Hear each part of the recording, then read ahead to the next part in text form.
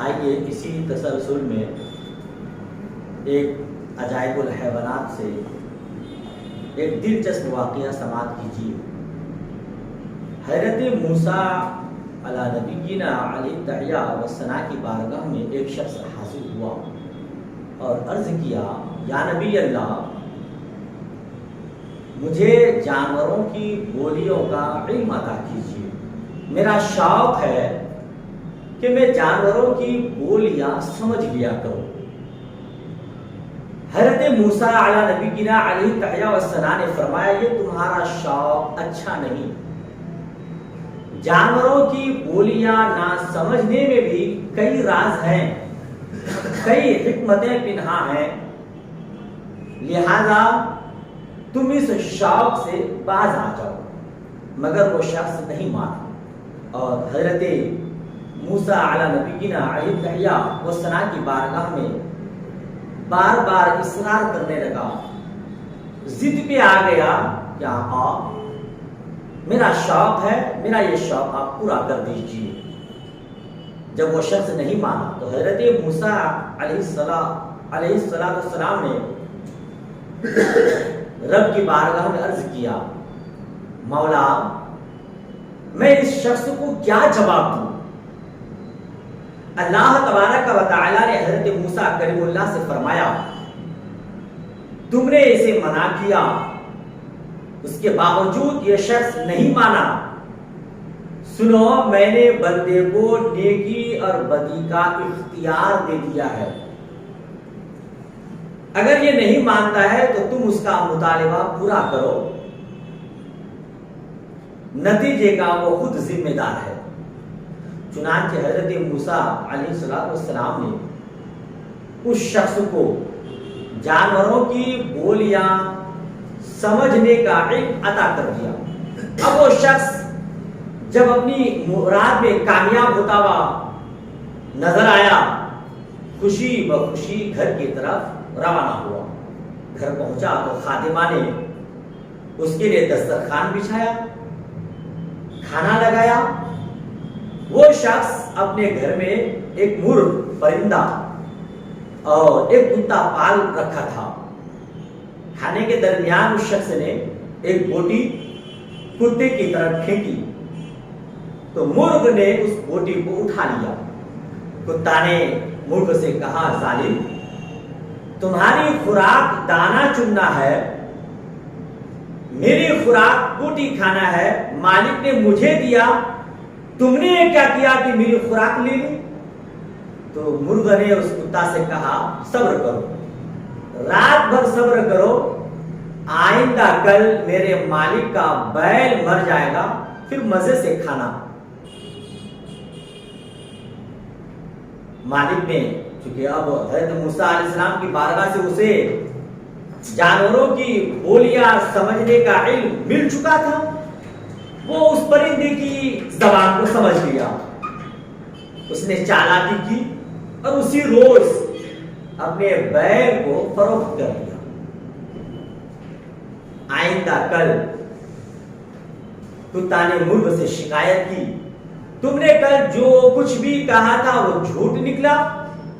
مرغ نے کہا، میری عادت جھوٹ بولنے کی ہرگز نہیں، میں جو کچھ کہا تھا سچ کہا تھا، مگر میرے مالک نے اپنی بلا غیر کے سر پر ڈال دی ہے۔ اچھا انتظار کرو، کل میرے مالک کا گھوڑا مر جائے گا، پھر کھا لینا۔ تیسرے روز اب مالک نے جب سنا کہ میرا گھوڑا مر جائے گا، اس نے پھر چالاکی کی اور اپنا گھوڑا فروخت کر دیا۔ کتا نے پھر مرغ سے شکایت کی، شکوا کیا کہ میرے مالک کا گھوڑا کہاں مرا؟ مرغ نے کہا، میرے مالک کا گھوڑا میرے مالک کے یہاں مرنے والا تھا، اس نے اپنا گھوڑا فروخت کر دیا اور وہ گھوڑا مالک خریدنے والے کے یہاں جا کر مر گیا ہے۔ اچھا، حالانکہ میرا یہ مالک صحیح نہیں کیا، اس کی یہ بے وقوفی ہے اس لیے اگر بیل اور گھوڑا اس کے گھر مرتے تو اس کی جان کا فدیہ ہو جاتے. اب جبکہ اس نے انہیں اپنے گھر سے نکال دیا ہے، موت خود اس پر وارد ہوگی اور کل یہ ہمارا مالک خود مر جائے گا.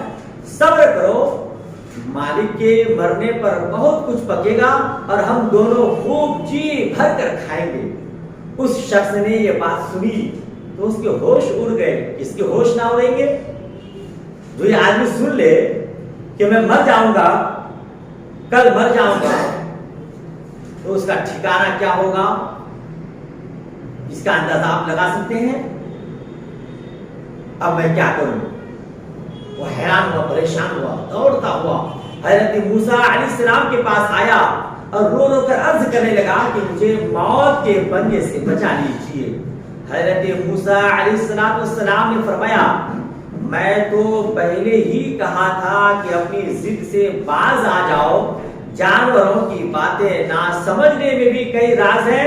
سن لو، تمہارے گھر میں ایک موت واقع ہونے والی تھی. بیل مر جاتا تو تمہارا گھوڑا اور تم بھی بچ جاتے، مگر تم نے بیل بیچ دیا. اس کے بعد وہ موت گھوڑے پر واقع ہونے والی تھی، تم نے اسے بھی بیچ دیا، اسے بھی ہٹا دیا.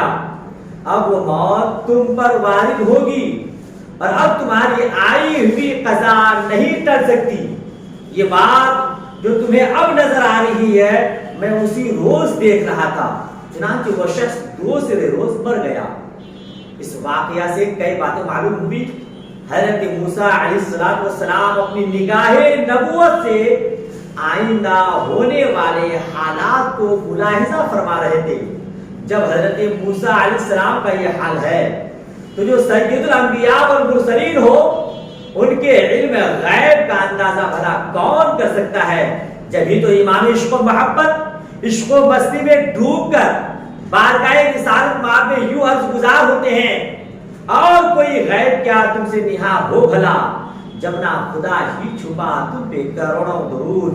اور دوسری بات یہ کہ جب آپ کسی بزرگ سے کچھ مانگیں اور وہ نہ دیں تو زیادہ ضد نہ کریں.